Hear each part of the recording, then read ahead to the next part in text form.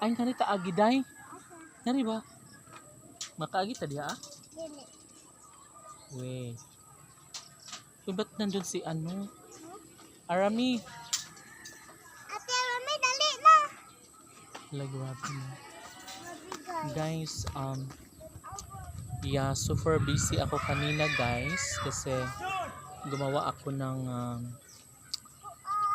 paperwork sa badak namin, badak reports. And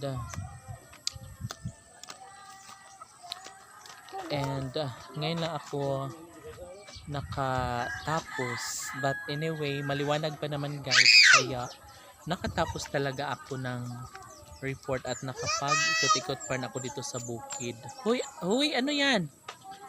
Oh. Alainan ninyo guys, uy.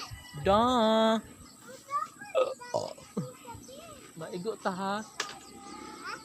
Maigo ta. And yes guys, sobrang busy ng mga bata na sa likuran ko kasi nanguha sila ng bunga ng aratilis dito. Tamis na day. Kisa na baso? Amo.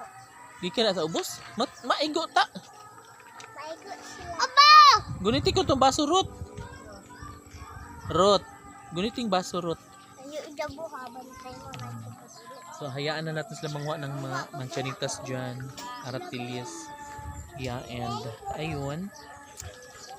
Mga 4 PM, around 4 PM guys. Yeah, tumigil na ako kasi nakatapos na ako ng isang report. Mahirap kasi guys kasi mahaba siya, and then pag-iisipan mo talaga ang i-type mo kasi pagdating doon is binabasa doon, tapos ayun, para hindi tayo masita, para iwas ano na rin tawag niyan, para iwas kanang pautro-utrohon ba tabitaw. So kinahanglan i-correct na lang nato daan, di ba daw? Oo. Iwas sa diskesya, sakit. No? Iwas sa lahat. Oo guys, grabe. And ayun. So kulang na ako ng isa na lang guys. Oo, kasi naglaan talaga ako ng oras doon kasi para hindi na ako paulit-ulit kasi nakakapagod yung ganun. Isasumiti ko doon sa sa City Hall, tapos ibalik. Ay, ayoko na ganun, nakakapagod, nakakauta.